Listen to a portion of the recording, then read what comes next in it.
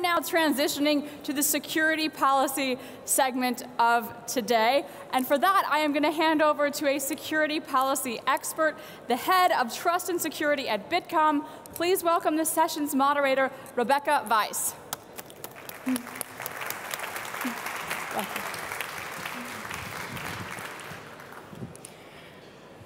Thank you, Sarah, for this warm introduction, and thank you all for being here. It is my distinct pleasure and a great honor to introduce our next guest to you today, our General Inspector Zorn. He's the Chief of Defense. And I think there's never been a time where talking about the turning points of security policy have been more important. And so please join me in welcoming General Zorn onto the stage.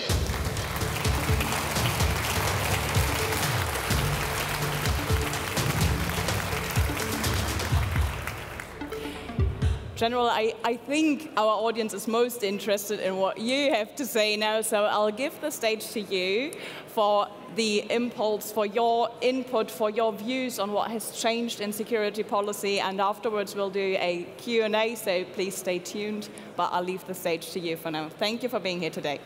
Yeah, thank you very much for this kind introduction. So it's really a great ambience here, and I'm happy that I'm here. Thank you very much for the opportunity to speak to you today. And I consider it as an excellent opportunity to exchange views on new trends, innovation, and digitization. You know, we live in troubled times, and I think Ukraine covers as well your meeting here. You are certainly following the news on Ukraine war, which has been on the forefront of our minds since 24th of February. My thoughts are today with the victims and the refugees to this terrible war. This war has created a new reality, and we will have to adapt to as society within the security sector and within the armed forces. Consequently, this war has triggered the so-called Zeitenwende, so the turning point in Germany of our security policy. You will be all aware of the speech of our Chancellor Olaf Scholz in the Bundestag on the 27th of February. In close cooperation with our international partners within NATO and European Union, we provide Ukraine with weapons, military equipment, and other materials and goods, food rations, and medical equipment. You could read that in the newspapers. The Bundeswehr is fully committed to our core task of national and collective defense. And the Bundeswehr is, in fact, doing a process of changing our focus and mindset from international crisis management to national and collective defense, back to the illegal annexation of Crimea in 2014, but has gained unprecedented momentum in recent months. To fulfill our demanding tasks, the Bundeswehr has been granted a special fund of 100 billion euro by the German Bundestag. What does it mean now for me? This special fund offers a unique opportunity for the urgently needed modernization of our Bundeswehr. The stakes are high to provide within a short period of time fully equipped large formations on a high level of readiness. Enhanced digital competencies and state-of-the-art equipment for everybody, from top command to the rank and file, are prerequisite to operate successfully on the increasingly digitized battlefield. Command and control has been stated in last year's coalition agreement as top government priority for the Bundeswehr. Moreover, enhanced and interoperable command and control capabilities will ensure the relevance of our contributions to collective defense within NATO and European Union. A sustained improvement of command and control capabilities of Bundeswehr requires investments in all areas. Hence, projects for digitization and command and control capability represent a key area of this fund. The programs allocated to the special fund include, for example, the digitalization of our land forces, large-scale multinational projects like the Future Combat Air System in the air domain, the provision of modern communication satellites, or the procurement of deployable data centers. The aim is to create a powerful, secure, and above all, interoperable information communication network from the strategic level all the way down to the tactical edge. The implementation of the special fund requires a governance structure that ensures the optimal cooperation between the different agencies and stakeholders. For C2 and digitalization within the MOD, this includes the Cyber and Information Domain Service, our procurement organization as well as the BWI company as our IT service provider. And my expectation is that this network delivers. For this, some adaptations to our procurement organization are required. We have already begun to streamline the processes with a greater reliance on framework agreements and solutions available on the market, as well as significant simplifications of procurement law. Proposals for effective solutions have to be worked out in a collaborative approach between the MOD, the military stakeholders, the armament industry, and other parts of the private IT sector, and this includes the startups as well. You are welcome to come forward with your ideas. As possibly not all of you are familiar with the MOD, respectively the Bundeswehr, please allow me some remarks on our research and technology ecosystem. This ecosystem has undergone significant growth recently. From my point of view, it provides today much better opportunities for civil-military cooperation than a couple of years ago. The starting point for this R&T ecosystem is the rapid development of technological progress, which results, on the one hand, in the need for protection against the threats and risks coming along with it. On the other hand, the Bundeswehr has to exploit the opportunities for further development of its own capabilities. The MOD has positioned itself broadly to meet these challenges with our own research and complementary innovation elements. These include, in particular, the German Institute for Defense Studies, providing an overall strategic research on technological trends influencing military warfare in the future. Defense research and technology within the MOD is geared to the capability development of the armed forces and serves to identify the significance of new technologies for threats and capability of the Bundeswehr. It covers from lubricants, chip design, to sensors, armor, robotic, to aircraft, ships, tanks, and satellites. Even when reduced to the domain of cyber IT, there is still a wide bucket of topics such as military use of 5G, artificial intelligence application investigations, post-quantum encryption, cyber operations investigations, cybersecurity, and so on. Furthermore, the Agency for Innovation in Cybersecurity, our so-called Cyber Agency, was founded in 2020 in close cooperation with the Federal Ministry of Interior. The Cyber Agency commissions research on cybersecurity for both internal and external security. The Cyber Agency may benefit from the federal government's planned startup strategy in several different regards. So, simplification of public procurement law, establishment of innovative public procurement instruments, lowering administrative and organizational barriers for startups to participate in a public tender, measures to simplify the recruitment of highly qualified personnel, and positive effects of a common skilled labor strategy of the federal government. Our Center for Digitalisation and Technology Research has performed university-funded research at the universities of the armed forces in Munich and Hamburg since 2020. The Research Institute, CODE, so our Research Institute for Cyber Defense and Smart Data, was established in 2017 and acts as a central scientific institution at the Armed Forces University in Munich. It creates internal research expertise and innovation in the field of cyber IT for the Bundeswehr. The Cyber Innovation Hub, at the end, was financed by RT funds until 2019, but has now its own budget of 10 million euros per annum.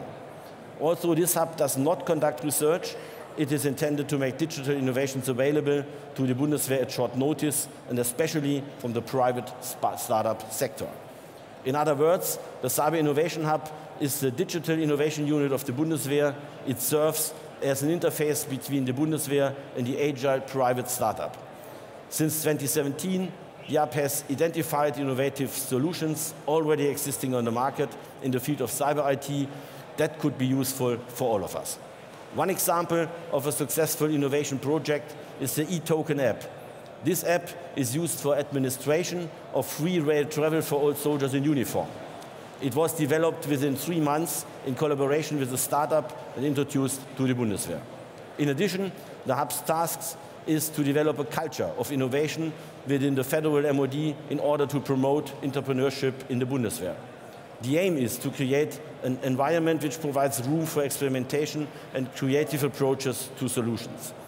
With the mentioned research and innovation elements, we thus cover the entire spectrum, from the basic research with university and non-university research institutions, to defense-related contract research with industry and commercial enterprises, to the application-oriented investigation of market-available innovations from the startup environment. So please let me conclude by some of my expectations with regard to the cooperation of the Bundeswehr with the private sector.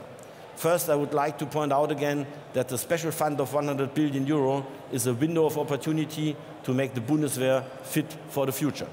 A large portion of this fund is allocated to command and control and digitalization in all military domains.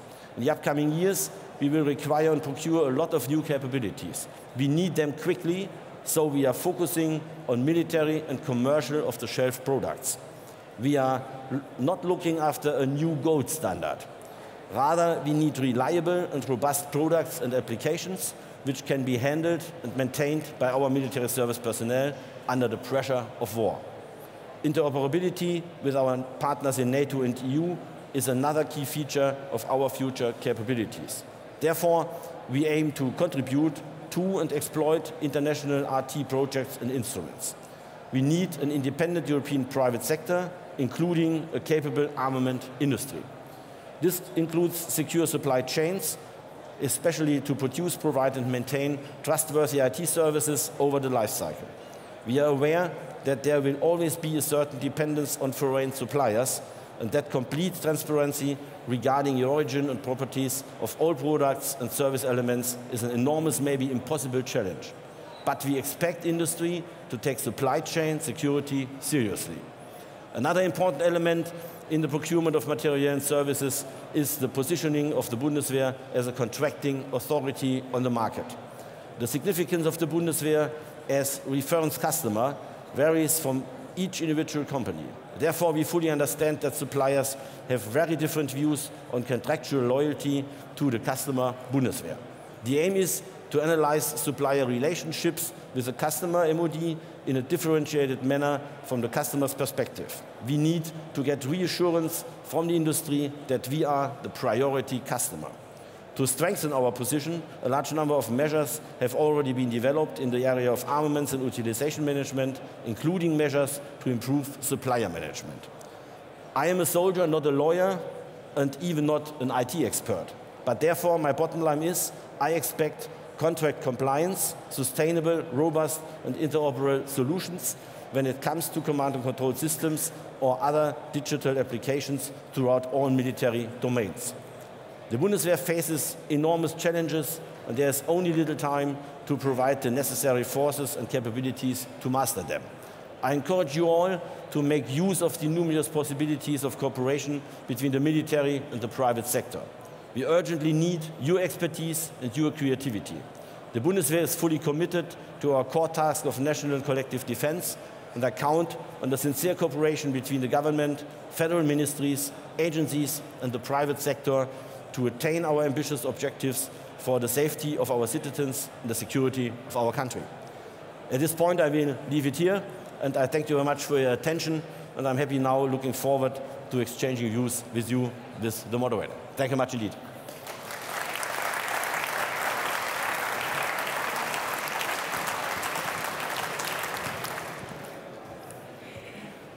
Thank you, General. I think I've hardly heard a more innovation-friendly impulse in the past year, so thank you for that. I think we all agree that in the times we are in right now, change and innovation-friendly environment, innovation-friendly thinking is of the utmost importance. It is definitely one thing we at Bitkom have always been committed to do together with you at the Bundeswehr, together with the Ministry of Defense also, because innovation comes from cooperation, from working together, and that is something I distinctly heard in your words just now, because you said there's need for change, and you and the Bundeswehr are committed to enable the change and the innovation-friendly environment we need. But because I do have a question regarding that, of course, how do we do that exactly? How can we further the cooperation that is needed between the Bundeswehr and the industry? Yes, so as I mentioned, what we are not looking for is for the gold standard. So what we need is a more agile organization in our own federal armed forces. This is one point. So at the moment we have a lot of restrictions, and especially the development process of new material, especially in the IT sector, takes too much time. So I think the cycles for innovation are much faster in the civil sector than we use it with our procurement and our management system in the Bundeswehr. So far, I think it's important that we will have at the end a robust and sustainable material. Sometimes we are searching more for the 80% solution, not for the 150% solution, and this is my aim now. And I think we have to use this small time frame to bring all our budget now to the industry, to the startups, to see what the market can deliver, and then we have to integrate it in an agile way much more faster than we did it in the past. That's the important point for me. But I also think that there might be some regulatory changes changes in the framework we do procurement, especially right now, because as you just said, we need a more agile system. Basically, we need to enable innovation faster. We need to shorten the time cycles. But procurement, as it works right now, is often a very timely and often also quite cumbersome experience, to be honest.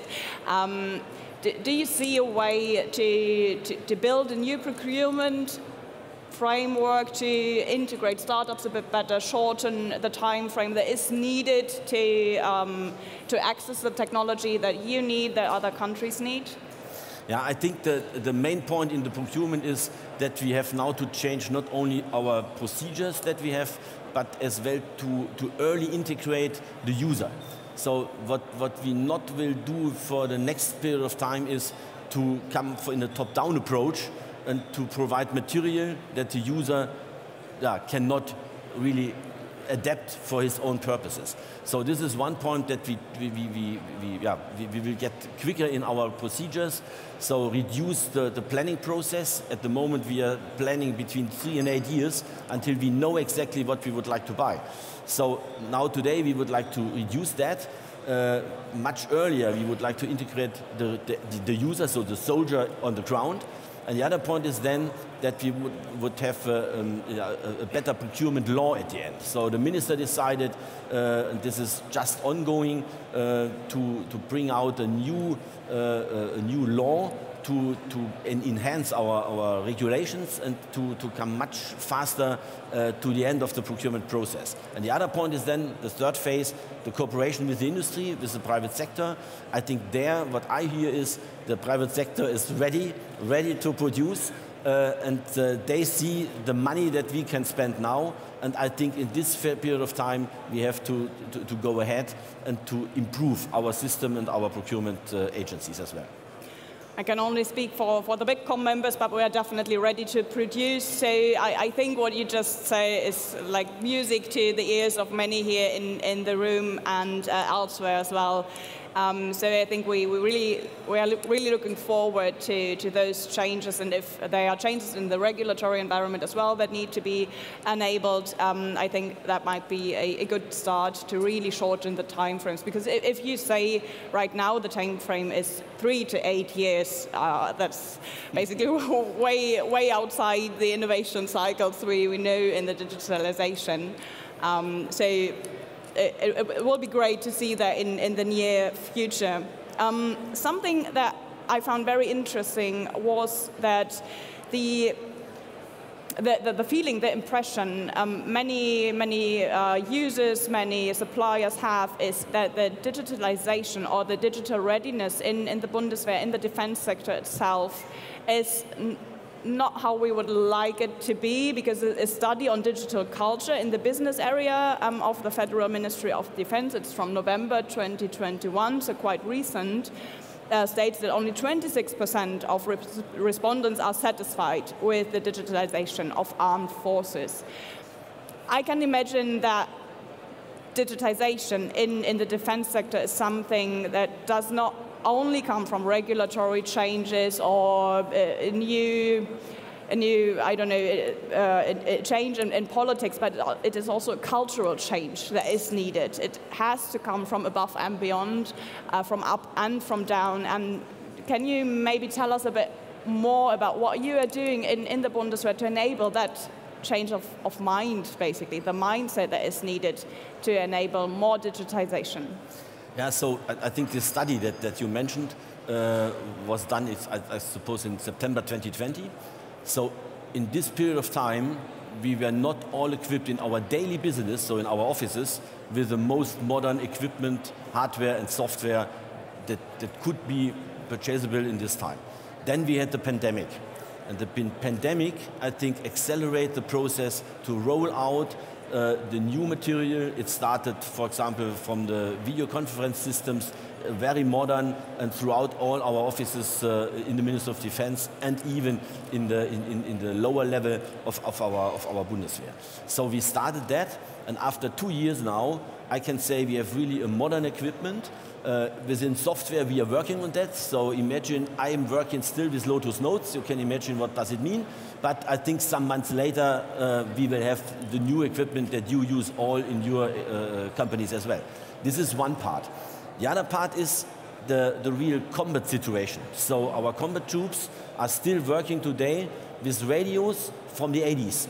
So analog warfare, and what we need is there really a broad digitalization within the armed forces to have success at the end within combat.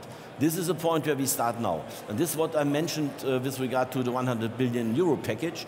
There we have one big package where we can now improve all our networks within the combat troops, so apart from the officers at home.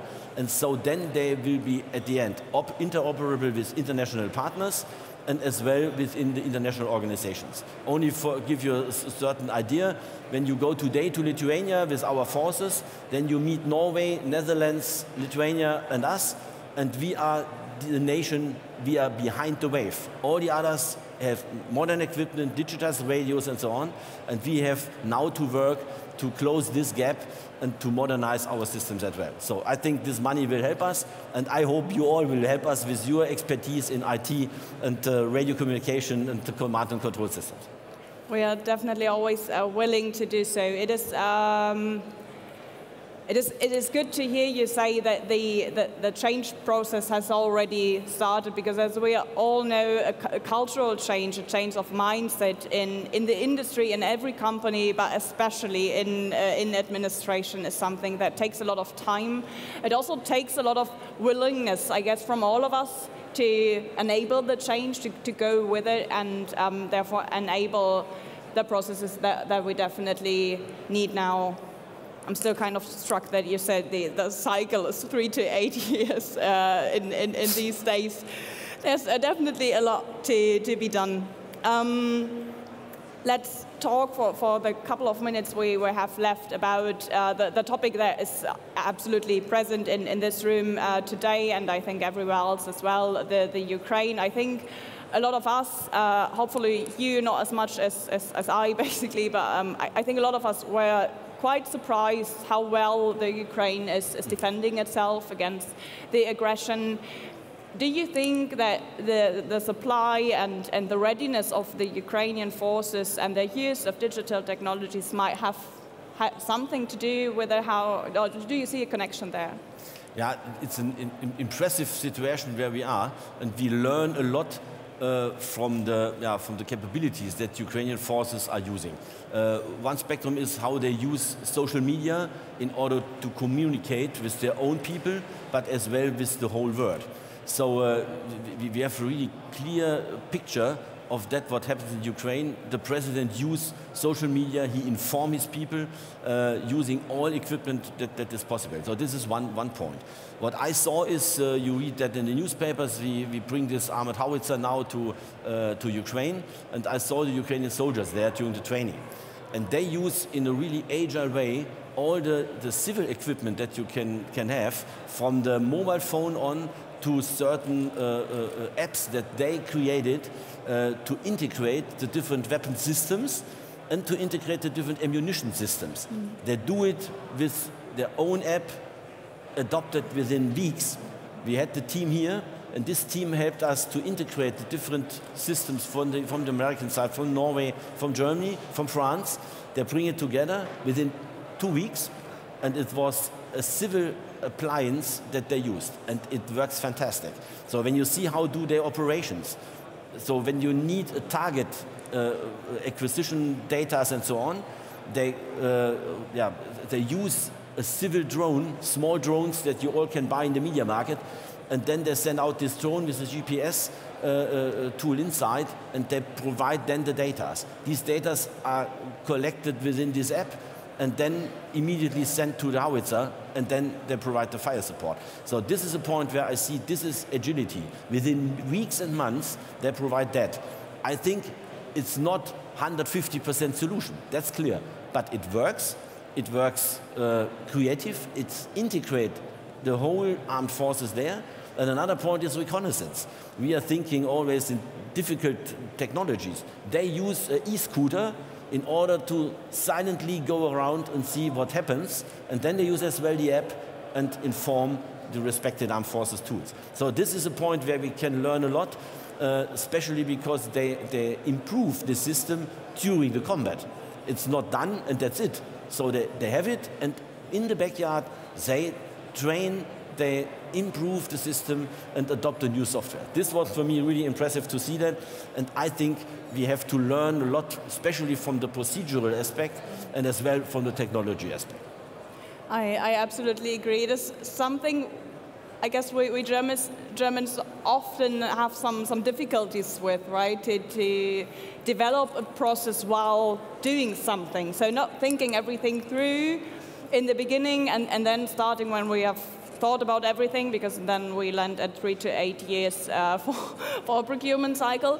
But doing something on the run, basically. And I think that might just be the most fundamental change that is needed in the defense sector. I'm glad that there's an exchange between all of you, of course, that there are learnings. You are basically, of course, helping each other, but seeing how others do things faster and maybe not always better, but getting to a solution anyway, even though it's not the gold standard that you mentioned in the beginning, even though we haven't thought every little thing through, that it works and it serves the purpose. And I think if we all work together to achieve a defense system that works a bit more like this, we'll be able to further more innovation together. We'll be able to shorten the procurement cycles and hopefully in the end always bringing peace where it is needed most. So thank you, General. It has been a distinct pleasure having you here. Thank you for listening. I hope that everything the General just said gives you time and reason to think about how you work together, how you all can enable more cooperation together with the Bundeswehr, together with other stakeholders in the defense industry.